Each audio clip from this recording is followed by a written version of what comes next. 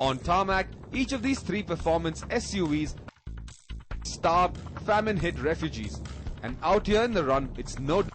In fact, inside the run, there is little to inhibit them from truly stretching their legs to the max.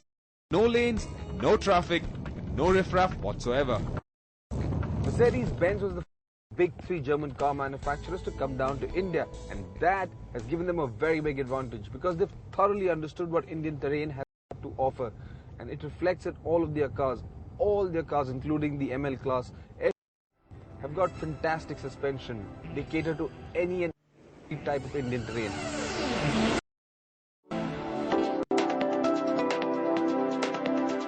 Mercedes has also absorbed the vagrancies of the Indian market and has made an effort to introduce the kind of features that will appeal to an Indian buyer.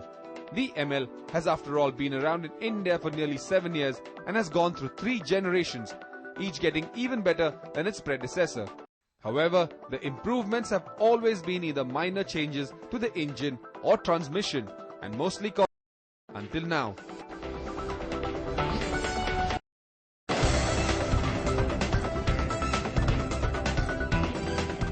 The current generation ML also utilizes the same 3.2-litre V6 diesel engine that is good for around 234 PS of max power and a hugely generous 510 Newton meters of max torque. Good enough to move mountains? If only there were any out here. There are 2 things I really like about the ML320. Is it has paddle shift gearbox, so you don't have to take your hand and you're completely in control of the car at all times. Both on-road or off it, the 7-speed 7G-tronic transmission is superbly compatible, giving the ML highly respectable dynamics. Gear shifts are smooth with no delay in transitions, and you can even hold any particular gear when off-roading, which ensures maximum usage of available torque. Not only is this the first time the ML class has such a feature, but it is the only SUV in this lot with paddle shifts. The second of this, of course, and which is very important when you're on the move, is that it's got Bluetooth connectivity. So you just hook up your cell phone, which has got Bluetooth, to the Bluetooth connection in the car, and then make all your calls through the car's sound system, which is absolutely fantastic. Any Mercedes-Benz vehicle is known for its plush ride and comfort. Unlike the older M-Class, whose ride quality bordered on the stiff, harsh and hurting.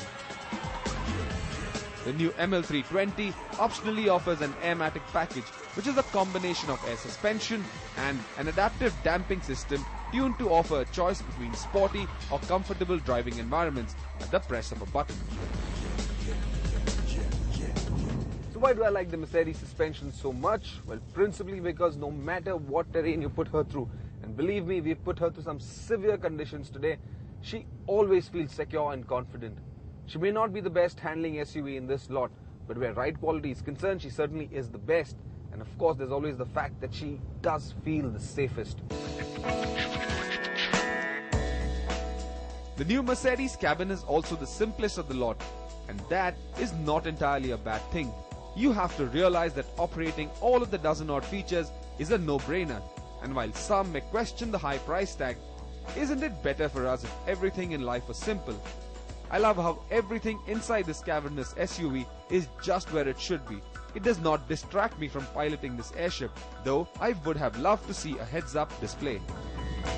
Mercedes have done a fantastic job with the M-Class and made it a far more competent SUV to be used amply both on or off-road.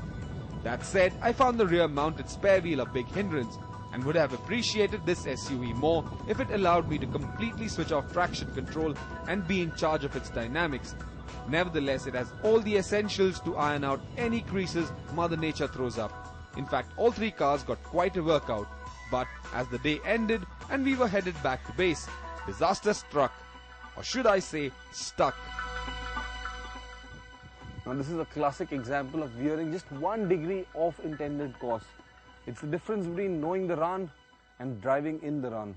And as you can see, we now just ended up with the BMW X5 up to our axles in muck. It's going to be a hard time getting this car out of this mess. It's going to be very tough, and it's bloody hot.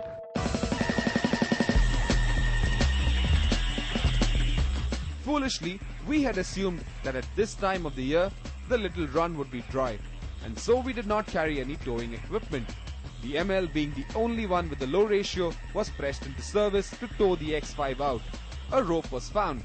Producer and sailing champ Sandeep hooked up the two SUVs with some sailor knots, and then, too much faith in the rope or too little in the sticky gook letting the X5 go.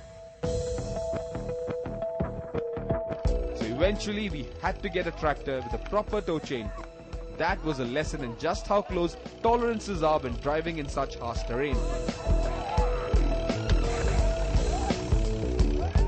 And at the end of this ordeal, all I wanted was to get back to my air-conditioned room.